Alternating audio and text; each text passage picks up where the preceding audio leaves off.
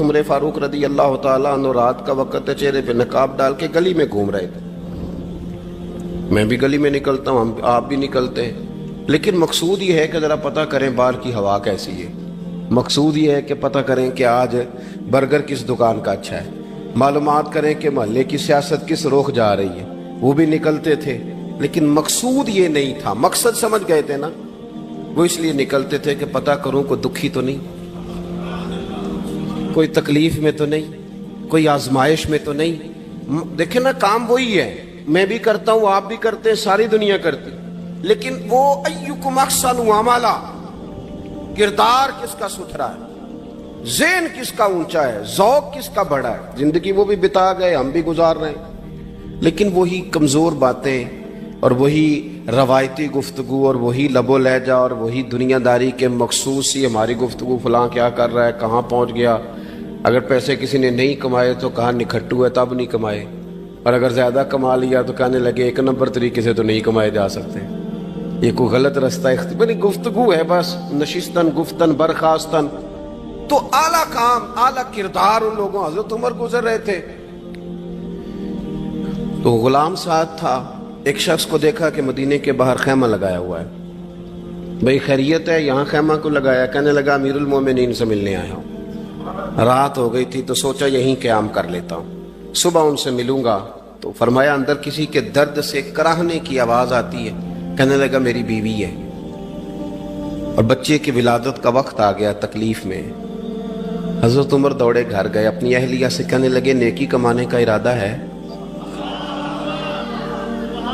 اس نے کہا ہے. مقصد سمجھ گئے تھے نا وہ لوگ, بالکل ہے. فرمایا جو ضرورت کی چیزیں ولادت کے وقت ہوتی ہیں لے لے. کچھ گھی لے لیا, کچھ چنے لے لیے, کچھ ضرورت کی چیزیں لے لی, خاتون کو ساتھ لیا. یہ خاتون اول کی بات کر رہا ہوں, میں خاتون اول کی بات کر رہا ہوں. حضرت فاروق اعظم رضی اللہ تعالیٰ عنہ امیر المومنین ہیں.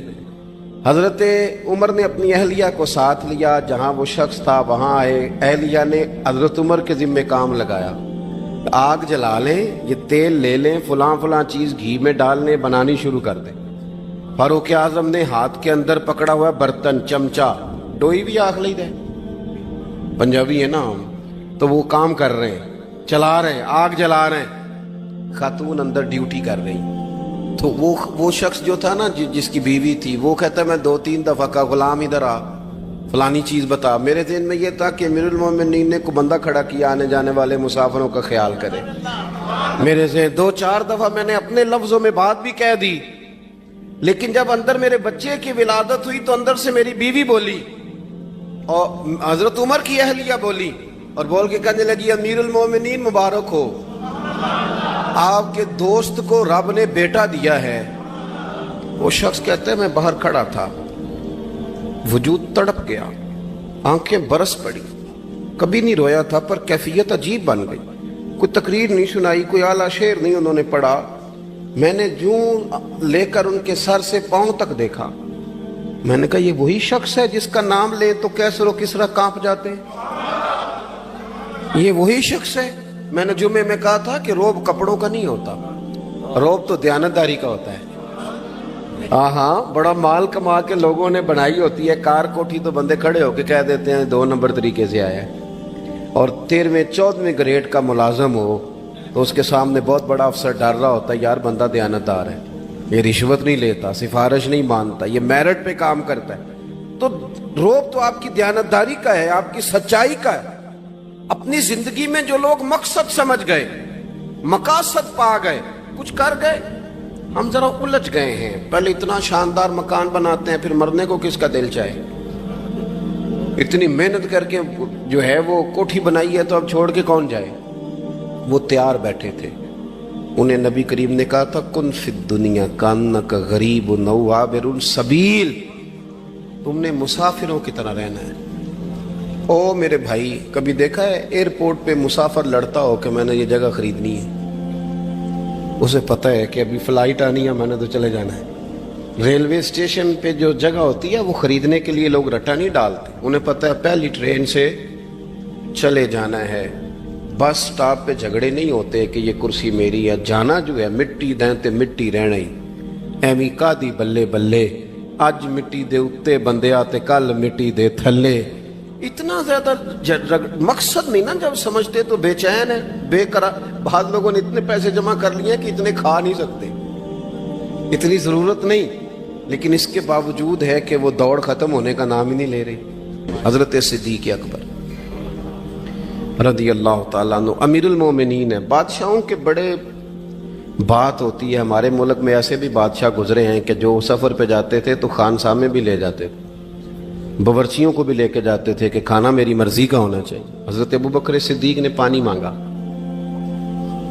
अमीरुल मोमिनीन, तो सहाबा ने ना शहद मिला पानी पेश किया।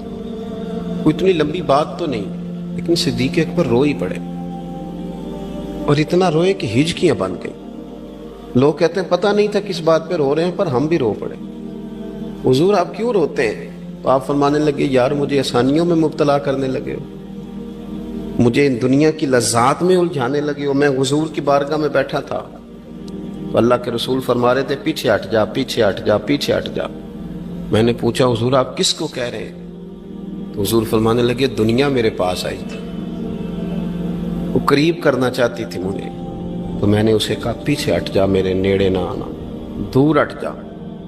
तो हट तो गई है, पर जाती दफा कह गई है, सोनिया आप तो बच गए हैं, पर आपके बाद वाले कैसे बचेंगे? तो मुझे सीने से लगा ले, गले से लगा ले।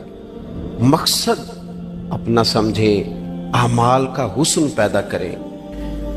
अगर इंसान का मकसूद माल कमाना है तो अगर माल मिल गया तो उसके बाद फिर क्या करेगा? किसी ने तय कर लिया था कि बहुत बड़ी गाड़ी और बहुत बड़ा बंगला मुझे चाहिए, तो वो बंगला उसे मिल गया, गाड़ी आ गई। अब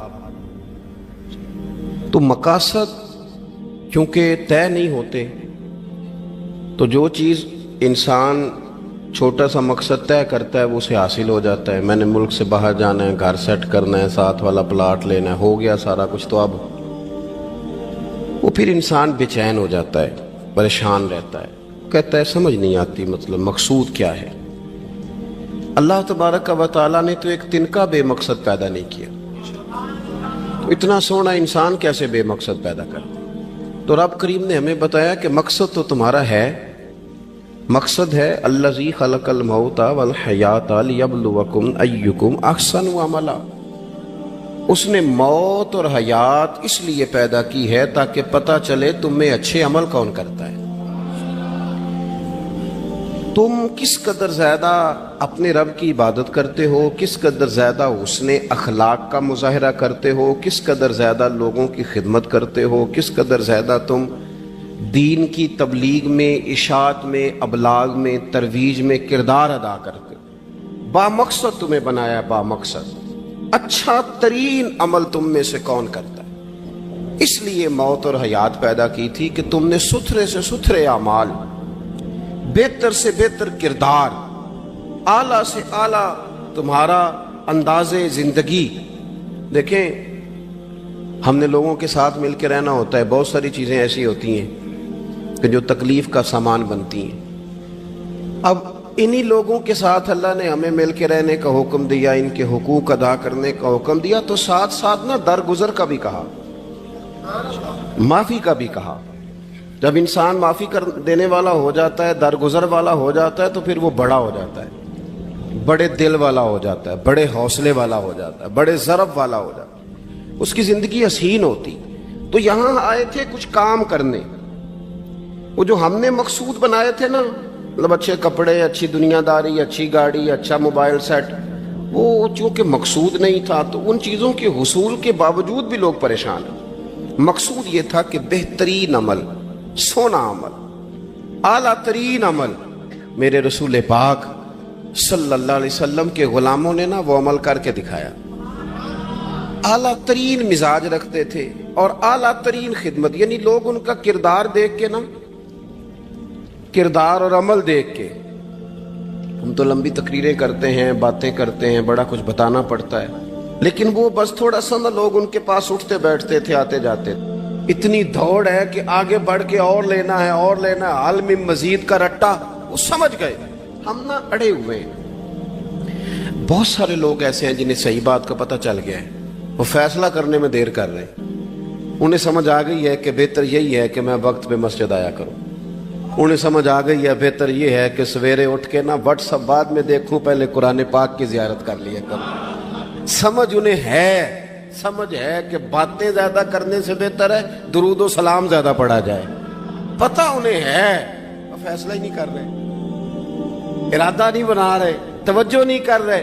جب بہت زیادہ بندہ دنیا داری میں الجھ جاتا ہے نا، بہت زیادہ، آسانیاں تو بندے کو جینے نہیں دیتی۔ پہلے انسان کہتا ہے کہ موٹر سائیکل ہو جائے نا تو چلو سفر آسان ہوگا، پھر موٹر سائیکل کہتا ہے ٹائر 2 ہیں، 4 ٹائروں والی ہونا، چلو مہران ہی ہو جائے خیر ہے، لیکن مہران میں بیٹھتے ہی اسے خیال آتا ہے کہ اس کی تو سیٹیں تنگ ہیں،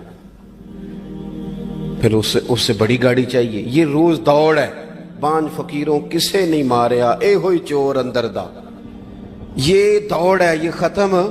حضرت ابوبکر صدیق رضی اللہ تعالیٰ عنہ امیر تھے، ہمیں تو نا جی ایک سے ایک کھانا، اور آج یہ نہیں کھانا، آج میری مرضی کا کھانا، یہ میری مرضی کا، یہ میرے بچے کی مرضی کا، یہ فلانے کی مرضی کا، وہ خواہشات کا انبار۔ اور نفس بچے کی طرح ہوتا ہے، خواہش پوری کرو تو فوراً ہی دوسری بھی بتا دیتا ہے، دوسری پوری کرو تو تیسری کی بھی خبر دے دیتا ہے۔ ہم نا چونکہ الجھ جاتے ہیں، پھر وہ الجھاؤ ہمیں باہر نہیں نکلنے دیتا۔ اگر تھوڑا تھوڑا کر کے، میرا مطلب یہ ہے کہ زندہ رہنے کے لیے روٹی کھانی ہے نا، مثلا روٹی کا لطف کتنی دیر ہوتا ہے، جتنی دیر منہ میں چباتے ہیں، اس کے بعد ختم۔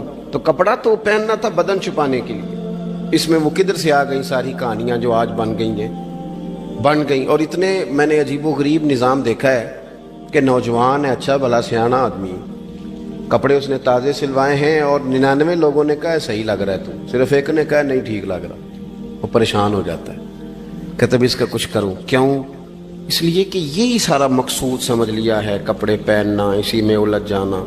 میں اکثر دوستوں سے کہتا ہوں، میں خود کسی دوسرے کی بات نہیں کرتا، بہت زیادہ عمر نہیں میری، میں خود جایا کرتا تھا، شادی کوئی آ گئی تو 2-3 دن پہلے ابا جی کہتے تھے پرانے جوتے کچھ گنڈوا لا، کچھ پالش کرا لا، توڑے میں ڈال کے جانا موچی کے پاس، اس نے کچھ سیٹ کر دینے۔ اب کہاں رہ گیا جی یہ کام، چھٹی نہیں ہو گئی، اب کون سا ایسا سلسلہ ہے؟ وہ جو کہیں سے کپڑا تھوڑا پھٹ جاتا تھا نا، تو اماں اس کو اس طرح پیوند کراتی تھی کہ ڈیزائن بھی بن جاتا تھا اور کام بھی چل جاتا۔ کدھر گیا وہ دور؟ لیکن تکلیف دیکھ لیں آج پہلے سے زیادہ ہے، لڑائی پہلے سے زیادہ ہے، آزمائش پہلے سے زیادہ ہے۔ کیوں؟ جتنی بھی خواہشات آپ بڑھاتے جائیں گے نا، مقصد فوت ہوتا جائے گا۔ جتنی بھی مقصود سفر کرنا ہے، گاڑی دکھانا تو مقصود نہیں نا، لیکن ہمیں وہ والی گاڑی چاہیے کہ لوگ ایک دفعہ انگلی منہ میں ڈالیں کہ وہ اس گاڑی پہ بیٹھا ہوا ہے۔ ہم مقصد سے پیچھے ہٹیں گے جب پھر تکلیف میں آئیں گے، پھر آزمائش۔